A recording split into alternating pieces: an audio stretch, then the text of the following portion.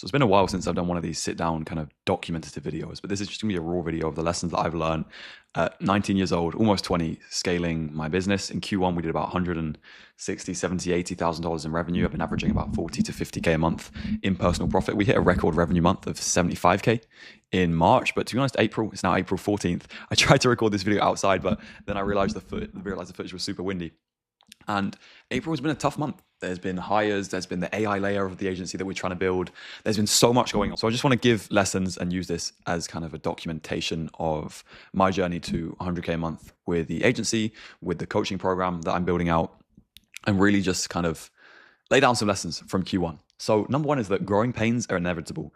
I'm kind of taking home the same amount of profit as I did in months like October, November, and December of last year. But the agency itself, the clients that we're working with, the scale that I'm operating at, and the SOPs and systems and frameworks that we have in place are at a completely different level. And to be able to grow to that point, we've had to just undergo I have had to really undergo, and the team that I'm working with and close business partners have had to go under a ton of pain, a ton of stress, scaling clients. We had a client hit, 112K in a single month revenue and about 80K of that cash from completely cold ads, basically no organic presence, less than a few hundred followers. And then in March, we had a very rocky month with that client, very up and down. And so we've had to, think outside the box. And I think a huge lesson on this is that when things are going well, you can ride the wave so easily and kind of slack off and not give things the attention that they deserve. But something that we've learned, especially going into March, where some clients were just flying and some clients were not doing as well, we had to put a lot of attention to the clients that weren't doing well. But it's also, you need to remember that for the clients that are doing well, they still require a lot of attention. So that's something that we've really, really grappled with. And I think in regards to growing pains, it's like you will need to go through some level of pain. If you're winning in business, it's painful because you're growing so fast, and we've had periods like that. And if you're losing and if things aren't going well, then that, of course, is painful. So we've had like a mix of both worlds in that side of things. But something that's just always been at the top of my mind that I really keep drilling into kind of the team as a whole, and something that you guys can take away from this, is speed of execution. Speed on every single front is so important. And it's something that I've kind of looked at myself. And there's been periods in the last few months where I've really looked at myself, and I've had licensing clients come to me. I've had the likes of, so Hassan, one of the boys who joined my program, who's now really a friend, signed his first growth up client, 2.5K setup, 20% rev share, coming from setting. And something I really drilled into him was speed of execution, and he was struggling with it. And I realized I'm telling these guys to be quick and move with relentless action. And sometimes in my own actions, I don't see that every single day. And you can't be perfect every single day. But yeah, I think one thing that I've tried to instill in myself is like, if there is a problem, go to the problem and solve it. And this is like a principle that I heard, I think, about Elon Musk when he was building Tesla. It was like, go to the problem straight away. Because I used to have, like, whenever I had a problem in business, sometimes it would be like one of those things was like, I just stay away from it. Even like recording content like this, it's like, I've been very consistent with YouTube, but how can I increase the quality of my content? After that, so I go to the problem. I'm like, okay, what video am I going to make today? I love doing these sit down videos. They perform well. I think it's a ton of value and I love looking back on them. So why not record one of these? Boom, done. Speed of execution is going to make or break any sort of business, especially an agency where things are moving so quick. And on that topic, the AI stuff that we're building out, that we've like started building out over the last couple of weeks with our agency is like, I mean, at the end of 2025, everyone thought AI is moving crazy quick. What the hell is going on? And now it's like at another level with Claude Code, with all of these tools that we're using. And I think one huge thing is like having access to data is going to be so important moving forward. Like we have so much client data and recordings and SOPs and like email, like even just the simplest things like email frameworks, VSL frameworks, that kind of data that we can feed to AI for it to then execute that when we onboard a new client or improve the situation or improve the copy or what a current client is doing is just so valuable and important. So it's kind of like the gap between the kind of, even like I'm talking about the agency space, the info space, because I'm in it, but any sort of business that has a lot of data and has been in the game that capitalizes on AI, it's just going to be a bigger and bigger gap between them and the companies that are like starting out. However, at the same time, I think AI will give the most opportunity to new businesses starting out, because I think software as a whole, as in like these kind of AI agents or tools and platforms that the companies with the data and with the SOPs and infrastructure can sell, will help beginners so much more. So for example, my licensing program, I'm going to build a clone of myself. I've seen Jeremy Haynes do this with a clone of himself. I've tried it out. It's really good. And so with all of our systems and SOPs now, a unique knowledge that only we have, because we've only, like no one else has worked with the clients we've worked with, gotten the exact results that we've gotten, learned the exact lessons we've learned. So no one else can replicate that with our AI. And when people say like, info, no one's going to be buying coaching. Alternative education is kind of dying because of AI. Everything's just accessible via AI nowadays. I think that is the most horseshit thing you can, like the most bullshit thing. Because let's say I wanted to start a business. And by the way, AI is going to be taking a lot of jobs. I'm here in Miami and I've seen these Waymo, like these driving cars, they drive by themselves, and that's like how many millions of people drive Uber or deliver food. Like that's gonna be gone in a few years maximum. Truck driving, all of that kind of stuff will be done autonomously. And it's like, okay, we're gonna see a mass amount of people lose their jobs and probably look to start their own thing, right? Whatever that may look like. If it's just a passion project, they're going to want to learn. And university as a whole, I've said it before, I'll say it again, like graduate jobs are just crazy on the, like in the UK where I'm from, I think how like there's 10,000 graduate jobs, 900,000 students that graduate university every single year. So the job market is crazy, and that's going to lead to more people looking for alternative education, which is in the space that I'm in. And when you, like, if I had a specific problem, like I want to start, an Amazon business, I want to start a YouTube business, whatever, even like I want to start growth operating, which is kind of what I do, a marketing agency. Where am I going to learn? I'm not going to ask Claude and GPT. If I go to GPT and say, how can I start a growth operating business? It is going to give me the most surface level basic answer in the world. And it's not going to have, although, I mean, I suppose AI might have the knowledge that all of the SOPs ever, or all of the content on the internet, it has access to.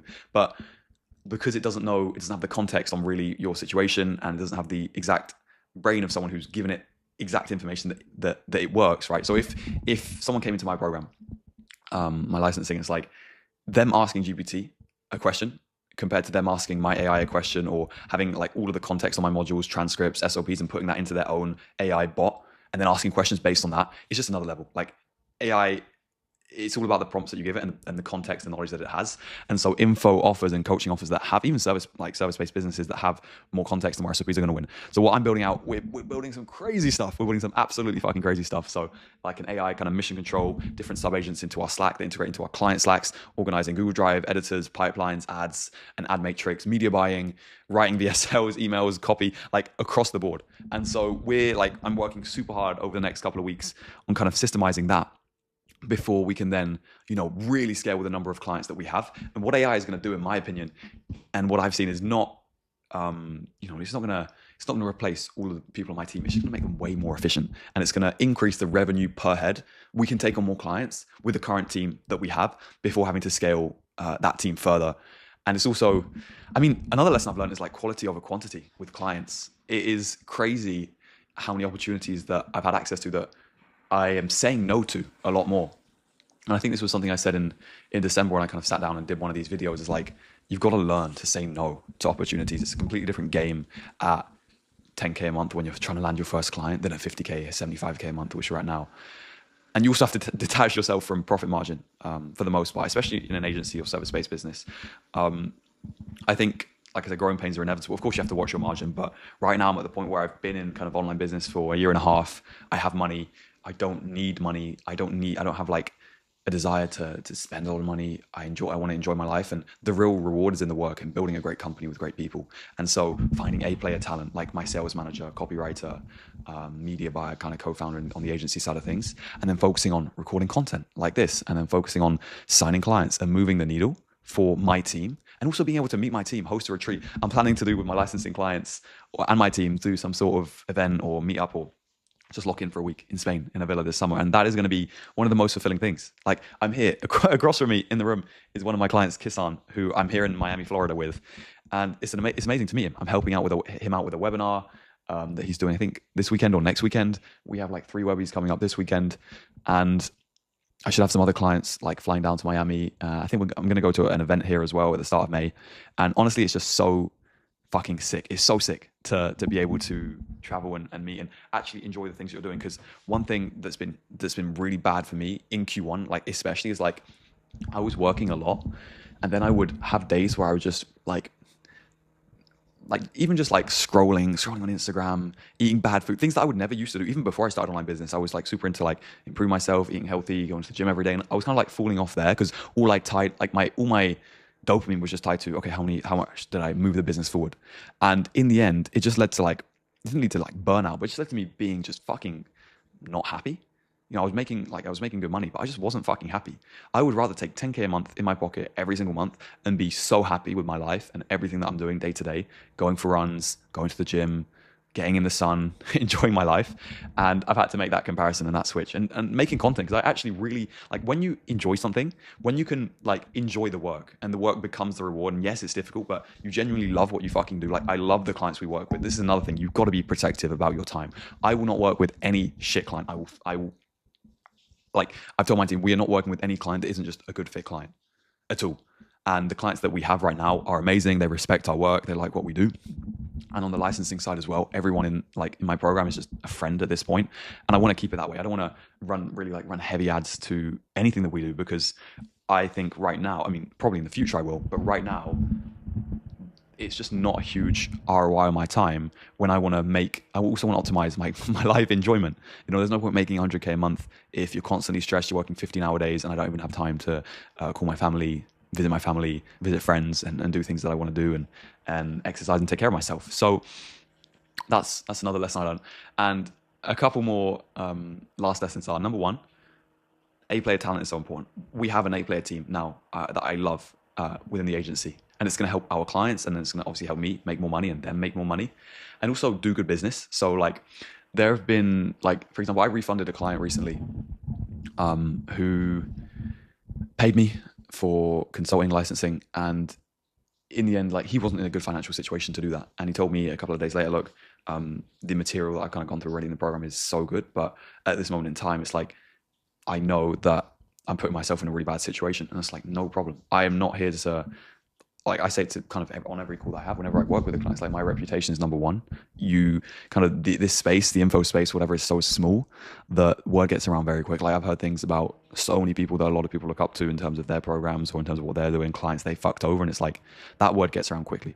So maintaining your reputation is so important. And then the final thing that's been a huge like shift for me is actually environment. So I spent in Q1, I just wish I recorded more and documented more, but I was in Bangkok. I was in Rome at the start of the year doing a client interview. Went to Bangkok with a few friends, then Bali by myself, met with a client there, then New Zealand with a friend, which was fucking amazing. Oscar, shout out to Oscar for that.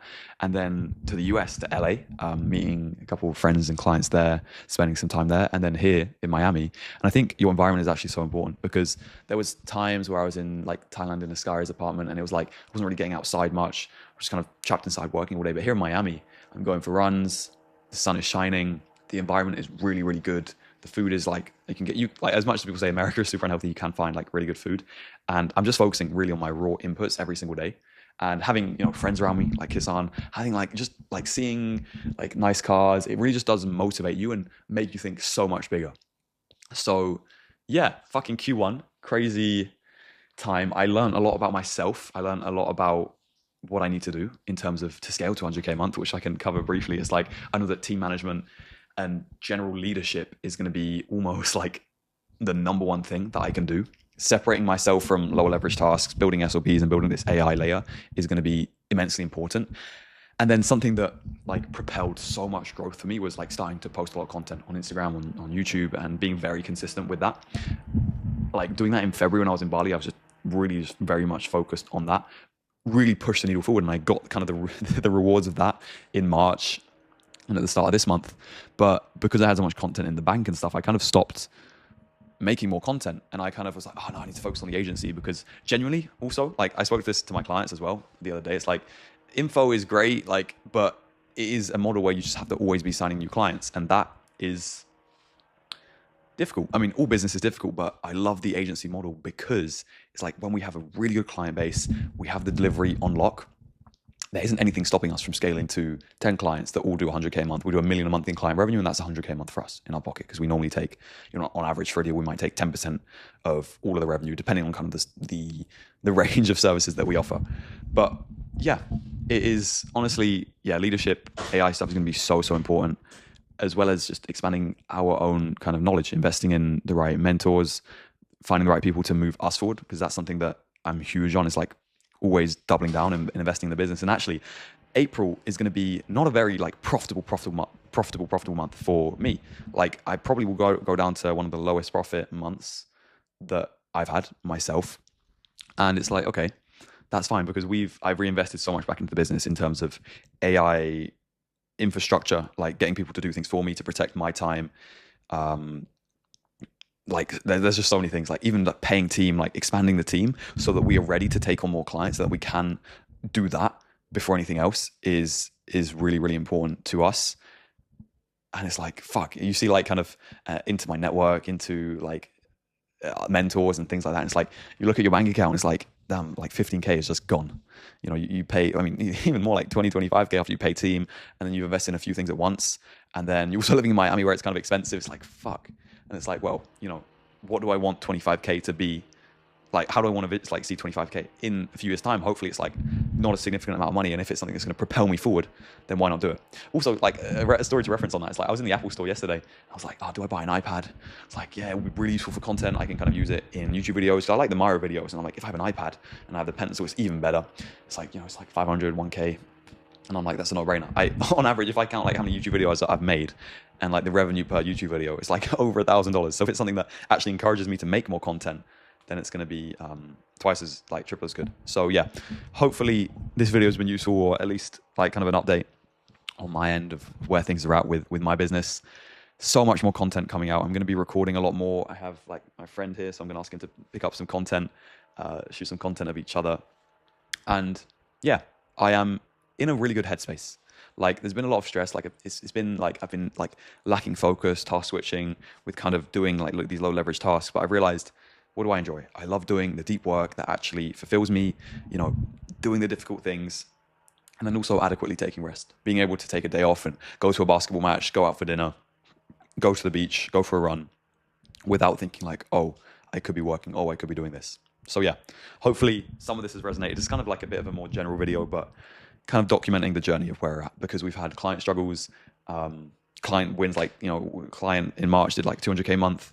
We did some build and releases that went pretty well. But at the same time, there were clients who struggled.